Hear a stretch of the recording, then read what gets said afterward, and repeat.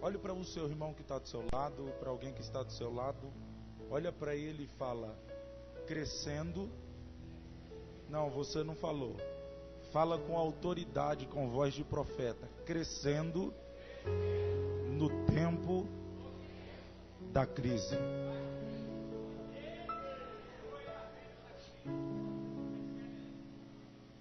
Irmãos, a palavra que nós lemos nessa noite nos vai contar uma história acerca de um dos maiores homens que a Bíblia já registrou por nome de Moisés. Mais preciso, eu quero falar sobre o seu nascimento num lugar que não era dele, ou num lugar que ele não fora instruído assim para adorar os deuses egípcios. Eu peço que você entenda aonde Deus quer falar com você. Moisés nasce numa terra, mas por nome de Gósen, que o faraó da época deu a José, que fora vendido como escravo pelos seus irmãos para as terras do Egito.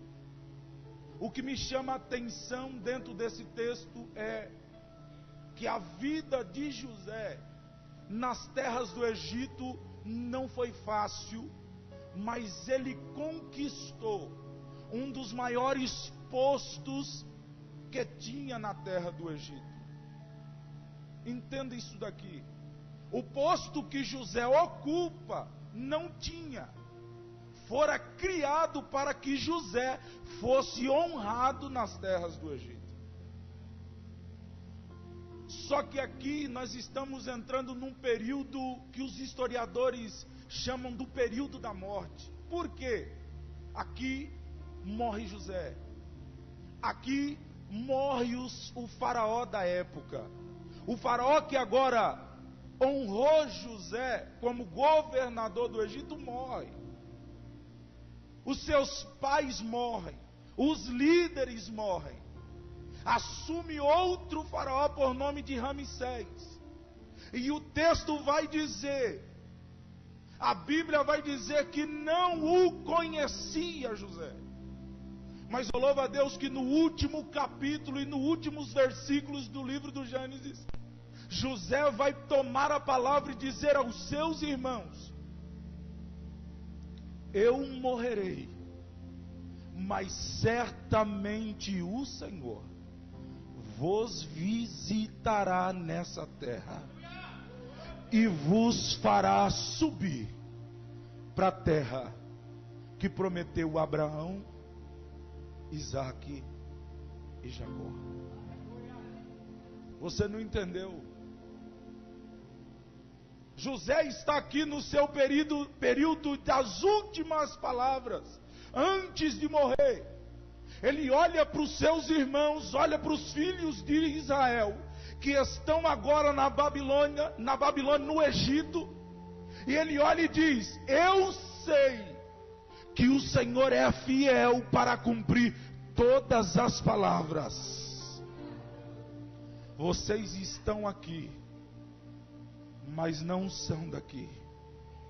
Vocês vão voltar para a tua terra. Glória.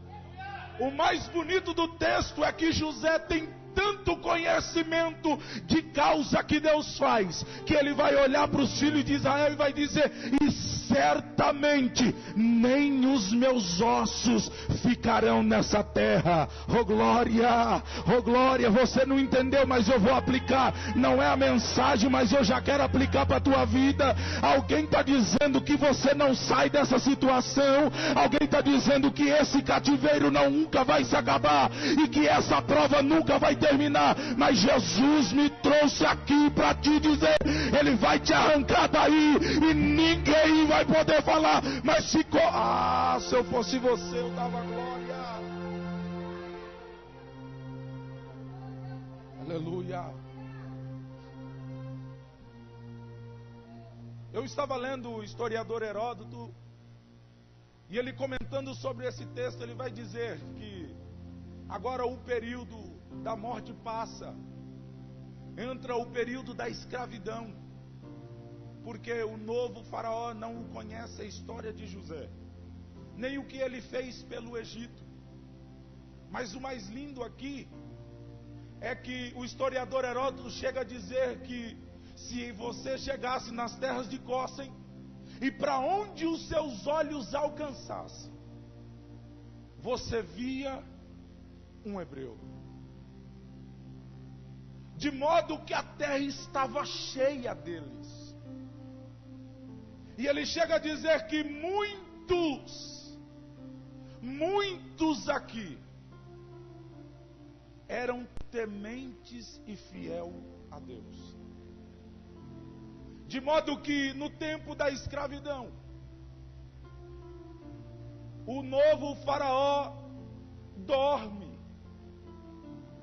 E ele sonha que vai nascer alguém. Oh, glória. Alguém chega para ele e diz: vai nascer um dos filhos dos hebreus. Vai envergonhar todo o Egito. E depois vai embora. Aleluia. Se você não entendeu, eu vou explicar. Alguém chega para Faraó e fala: vai nascer um dos filhos dos hebreus, que vai envergonhar. Olha para cá. Nem nasceu ainda. Aí o texto vai dizer que o faraó perde o sono. O faraó não consegue dormir à noite. Por quê? Porque alguém chegou até ele e disse: vai nascer. Eu vou explicar para você entender o que Deus quer falar. Os projetos de Deus ainda na tua vida nem começou a sair do papel. E tem alguém que já perdeu o sono. Oh, ai, eu sei. Nem nasceu e alguém já está preocupado. Como é que nós vamos fazer com ele? Como é que nós vamos fazer com ela? Como é que nós vamos acabar com a família dele? Mas eu vim dizer uma palavra de Deus para a tua vida. Os projetos que nascem no coração de Deus, homem nenhum mata, capeta nenhum acaba, porque você está nas mãos de Deus.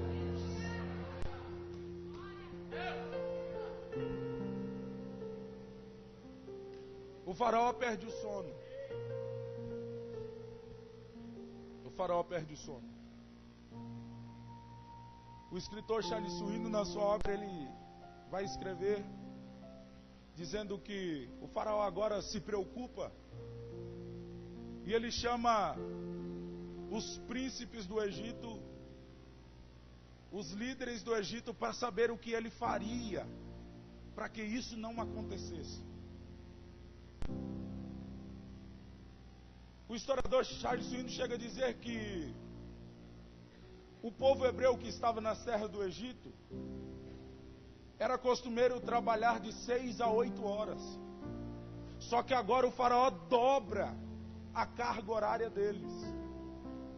Para quê? Para que eles não crescessem, para que eles não multiplicassem, para que eles não mais povoassem a terra do Egito. De modo que a terra estava cheia deles. Só que o historiador vai chegar a dizer que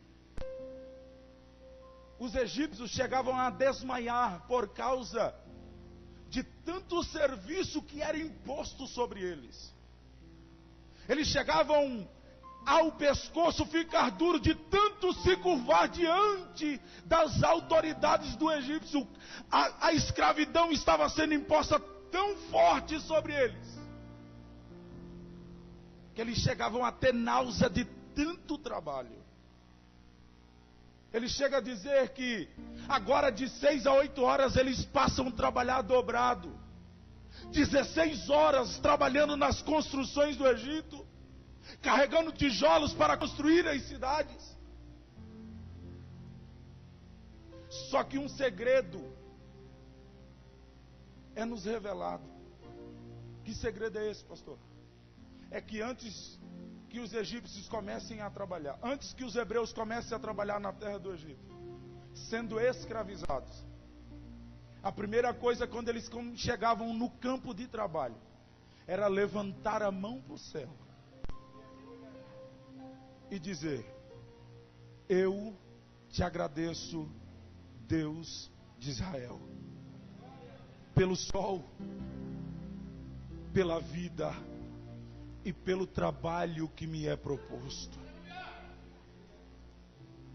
O segredo de crescer no tempo da crise é não olhar para o tijolo que se carrega, é não olhar para as dificuldades que lhe é imposto. Não é pelas chicotadas nem pelas calúnias que chegam na nossa vida, mas quer crescer no tempo da crise, é só olhar para o céu. Quer o segredo? No momento de crise, Isaías estava vivendo. Aí ele vai dizer no seu capítulo 6, dizendo: no ano em que morreu Uzias. Sabe o que Isaías estava querendo dizer aqui? No ano em que morreu o meu primo Uzias. No ano em que morreu alguém da minha família. E alguns chegam a dizer que Uzias chegava a proteger Isaías daqueles que queriam tampar a boca do profeta. Ele está na crise, ele está no momento de dificuldade. Aí ele vai dizer: no ano em que morreu o rei Uzias, eu vi. Aleluia. No ano em que morreu o rei Uzias, ele não está dizendo que João viu, ele está dizendo: eu vi. Ele não está dizendo que outra pessoa viu, ele está dizendo: eu vi. Viu o que é Isaías? O Senhor assentado sobre o alto e sublime trono.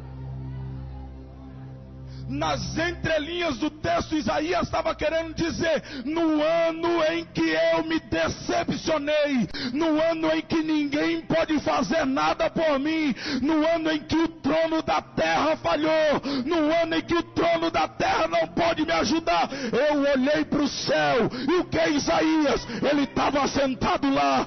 Ele tem o domínio de todas as coisas. O que nós precisamos para crescer na crise é parar de olhar para o trono da terra e olhar para o trono do céu. Porque o trono da terra falha. O trono da terra não pode. O trono da terra não cura. O trono da terra não resolve. O trono da terra não abre porta. O trono da terra não te ajuda no momento em que você se sente sozinho. Mas eu vim com uma palavra de Deus. O que, pastor? Eu vim dizer para você que o trono do céu está ocupado. Mas o que? A porta que ele abre, ninguém fecha. Halacai, o céu e calabaia. Quem ele levanta, ninguém abate. Tel e calamandere, céu e calabachuri calaia. Quem ele cura, a doença não pega mais. Quem ele, oh, se eu fosse você, eu levantava a mão e agradecia a Deus. Você nem era para estar aqui, mas o trono do céu te escolheu, te pegou na tua mão, te trouxe hoje aqui para te dizer: não temas, eu sou contigo. Não temas, eu sou contigo.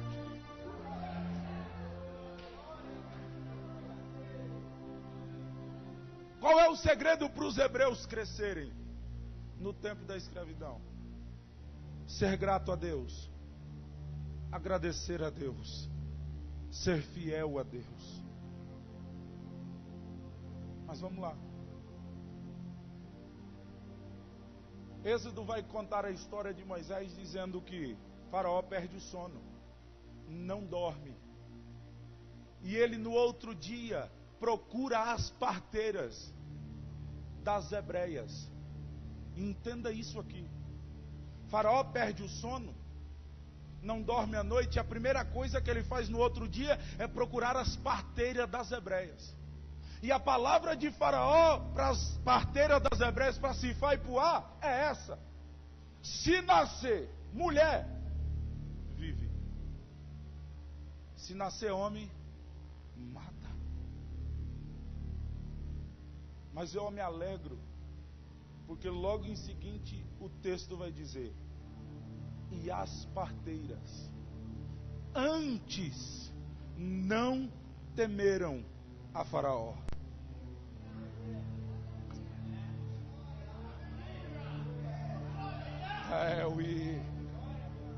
E as parteiras antes não temeram a Faraó.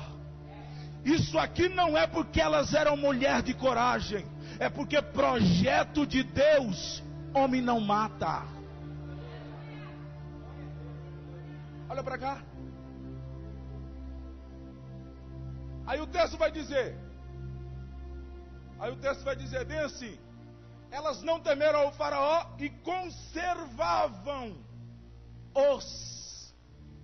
Isso aqui é plural. Faraó perdeu a noite de sono por causa de um. Aí o texto vai dizer: e conservava os meninos. Faraó está querendo matar um, mas Deus está conservando uma geração. Pastor, não entendi, você vai entender agora. Só para a gente entender aonde eu quero chegar.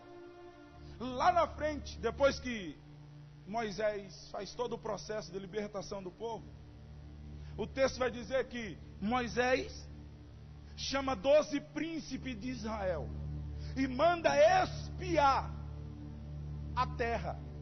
Chegarem de frente à terra, Moisés chama os 12 príncipes. Qual que era a intenção de Moisés?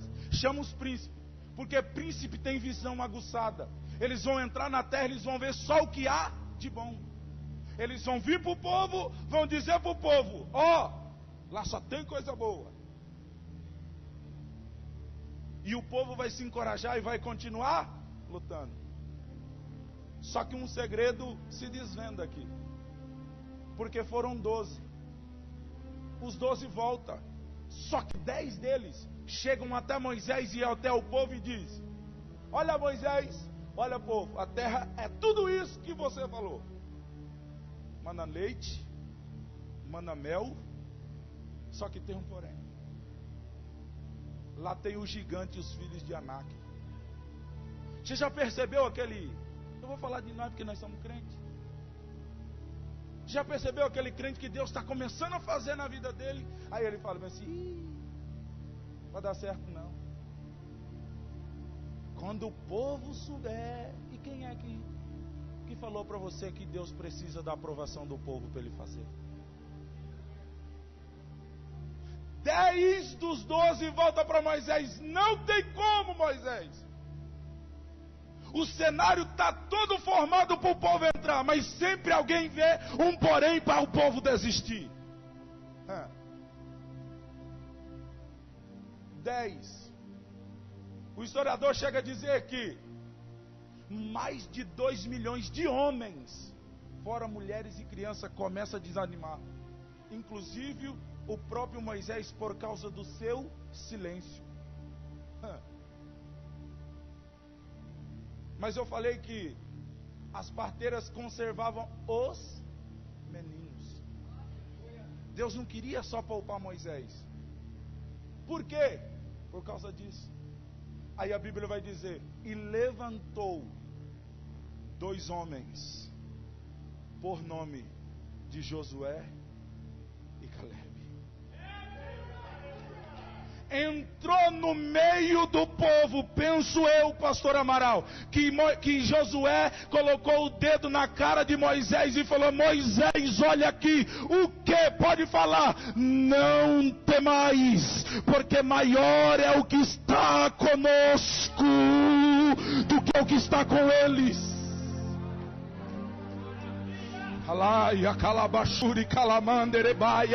Deus me trouxe hoje aqui para te dizer: não é você sozinho que vai crescer no tempo da crise. Deus tem projeto para a tua família, Deus tem projeto para o teu filho, Deus tem projeto para a tua casa. Eu parei nesse texto e fiz algumas perguntas ao Senhor. Eu falei: Senhor, Moisés mandou 12. Sim. Por que o Senhor só fala 2?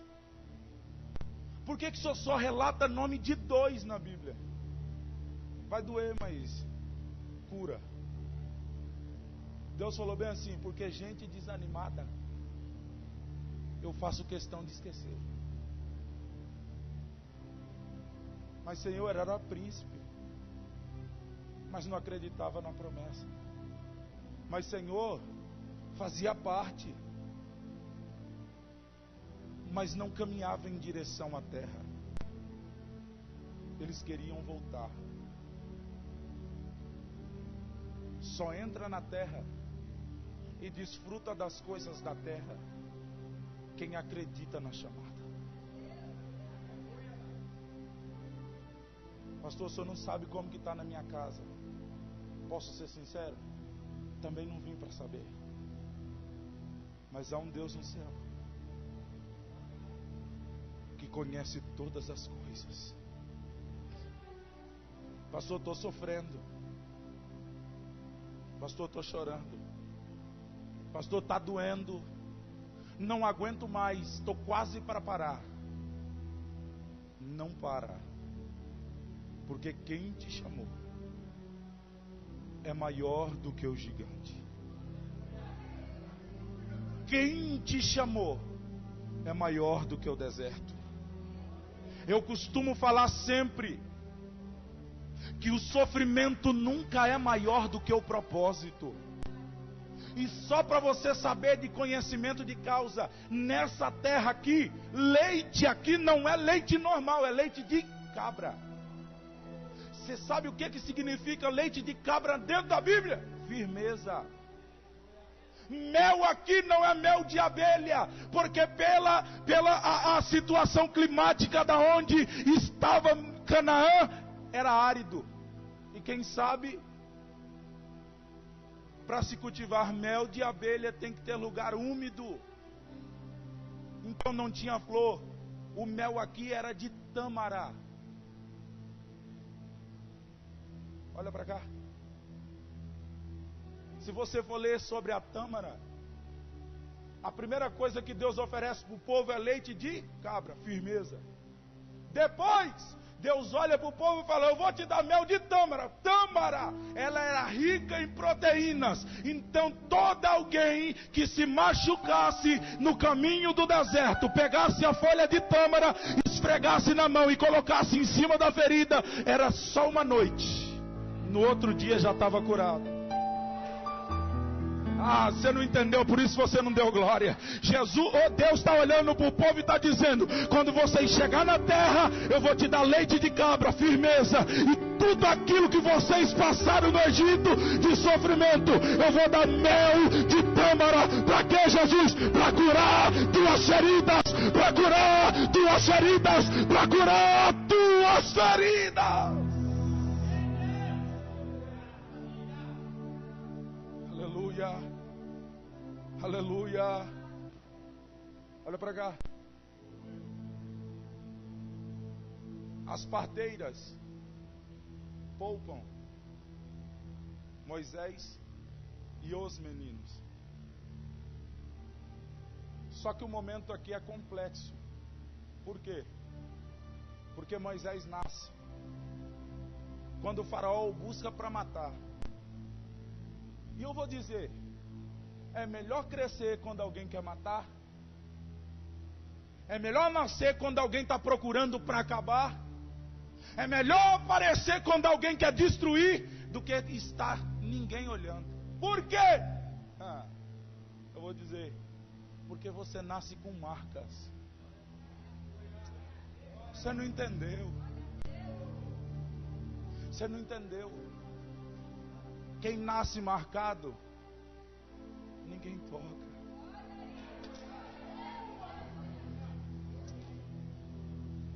Quem nasce marcado, alguém vai olhar, não toca nele. Não toca nele. Por quê? Vamos acabar com ele. Ele tem a marca. Que marca é essa? A marca da promessa. Levanta a mão porque eu vou profetizar. Levanta a mão porque eu vou profetizar. Levanta a mão porque eu estou cheio de Deus aqui nessa noite. E eu vim ser profeta para a tua vida.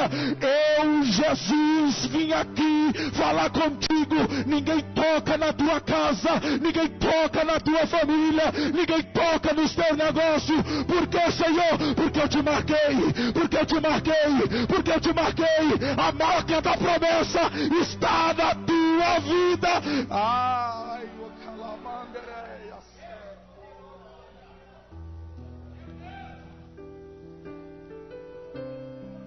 Olha para cá. O mais bonito é que Moisés nasce, e o texto vai dizer: e ficando 3 dias na casa de seu pai.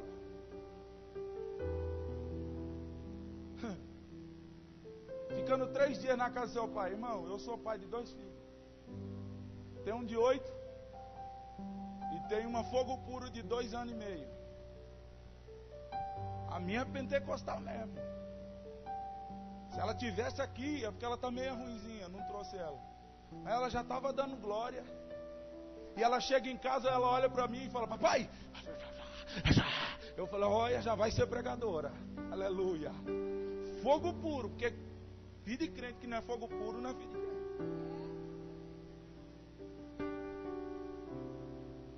Como é que Moisés ficou 3 dias dentro de casa? Sendo que a história vai nos contar que os soldados egípcios ficavam à porta das casas para saber se era homem ou mulher.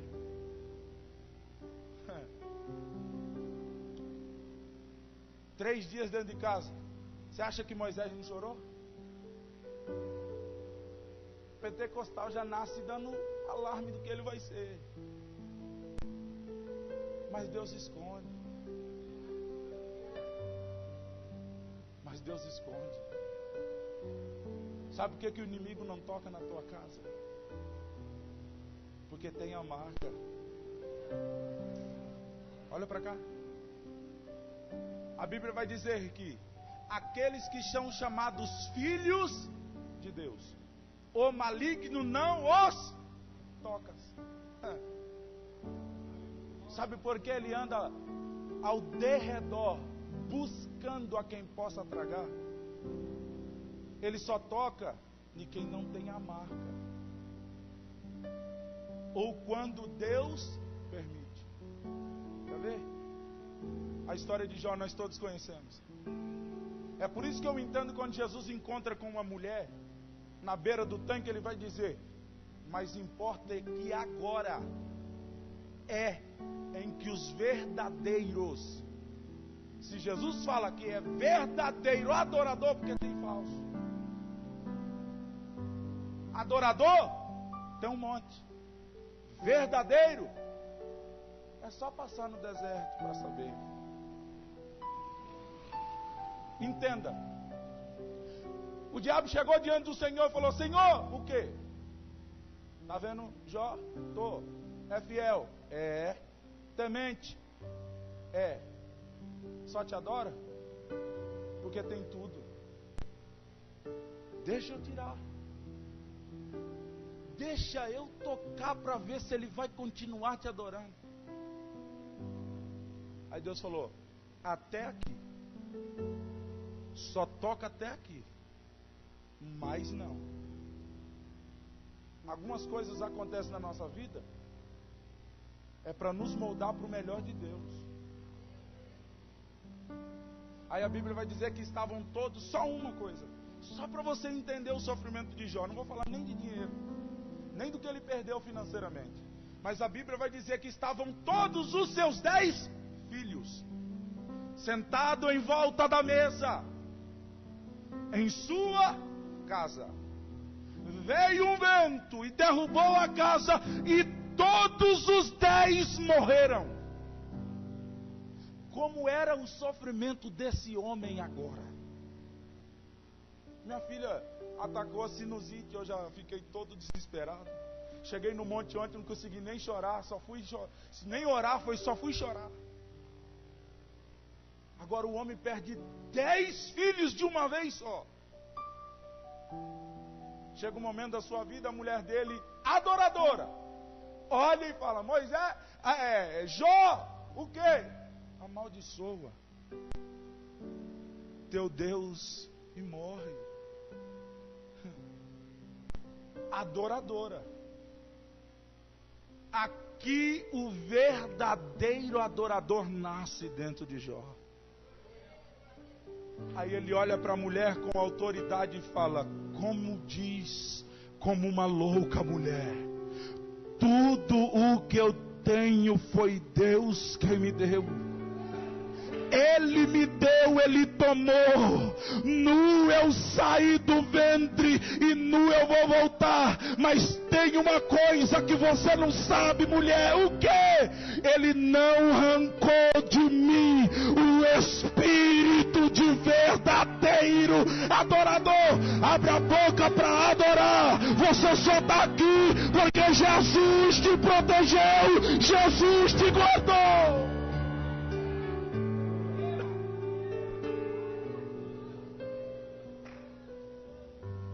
Três dias dentro de casa. Agora Joquebede vai fazer o momento mais difícil da sua vida. Prepara o cesto, coloca o menino Moisés e parte em direção ao rio Nilo. Alguns historiadores chegam a dizer que esse rio, por nome de Nilo, era considerado no Egito como o rio da fertilidade. Filha de Faraó não tinha filhos, desce ao rio para se banhar, para fazer o seu ritual. Por quê? Porque eles consideravam que os crocodilos que habitavam no rio Nilo eram os deuses da fertilidade.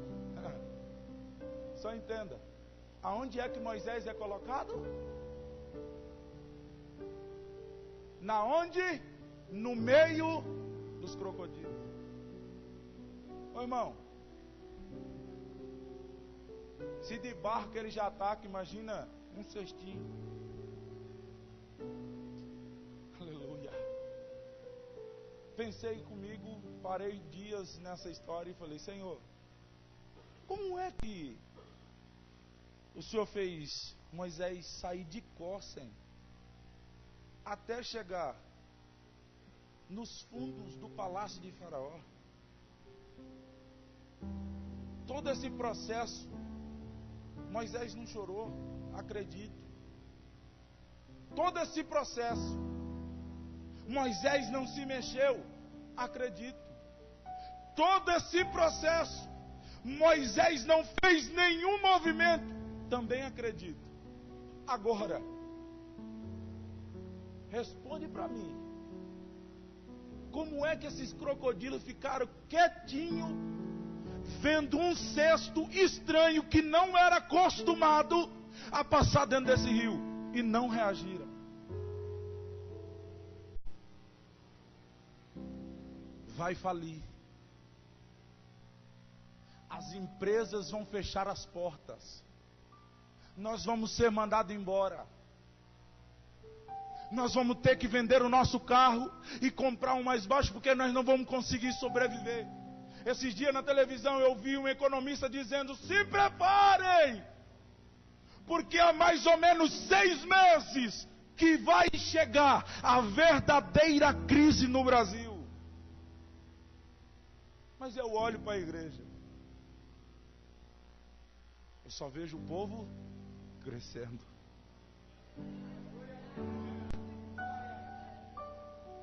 Sabe qual é o segredo de crescer na crise? É a Bíblia. Gideão. A Bíblia diz que Gideão estava malhando trigo no lagar. Como é que Gideão estava malhando trigo sendo que ninguém tinha? Eles fizeram um trato com os medianitas. A história, a Bíblia vai dizer. Deus olha e fala: não usa terra, eu vou sustentar vocês. Mas vem os medianitas e falam: nós vamos dar tudo para vocês plantar na terra. Certo?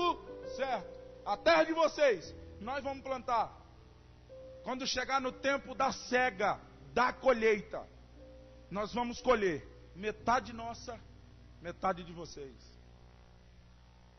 Mas a Bíblia vai dizer que os medianitas não cumpriram o combinado. E no tempo da cega, eles levavam todo o trigo. E o que sobrava caía no caminho. Os homens pisavam e os animais também.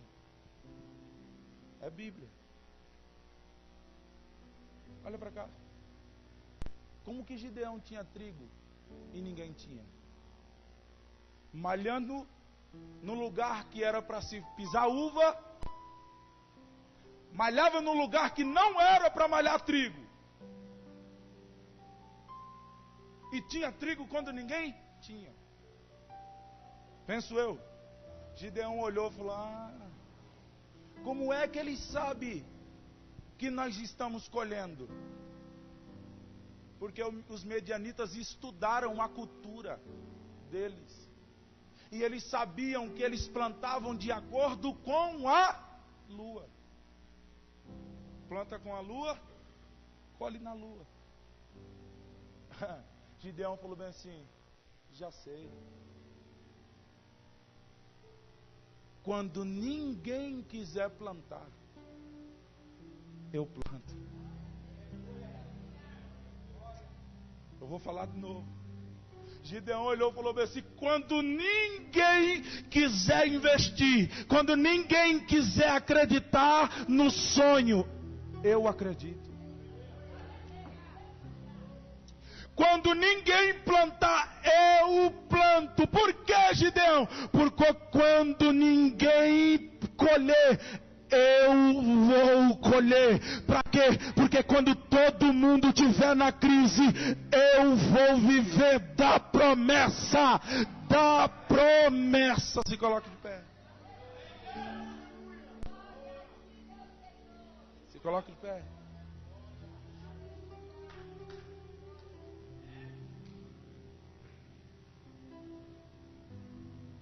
Olha para cá. A crise só atravessa na vida de quem não acredita. Pastor, o senhor não sabe como que está na minha casa. Sei, porque eu estou passando. Mas não falta nada. Pastor, está difícil lá. Mas está faltando. O texto vai dizer que não tinham. Os medianitas levavam tudo. Só Gideão que tinha. Você tem a marca da promessa de Deus. E eu vim profetizar na tua vida.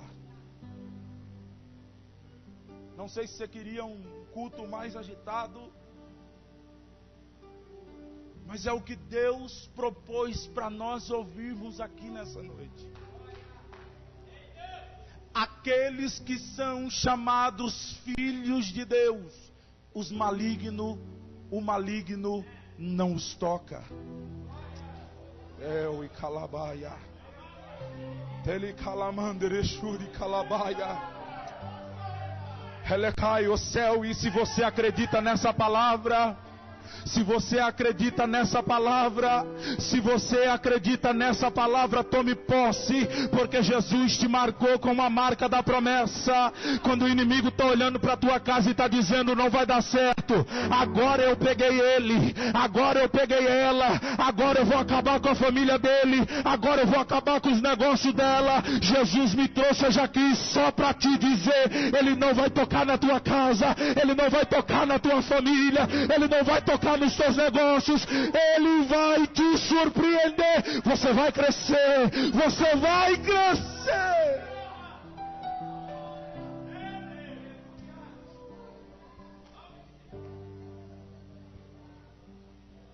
Levanta a mão. Marca da promessa. Canta para você.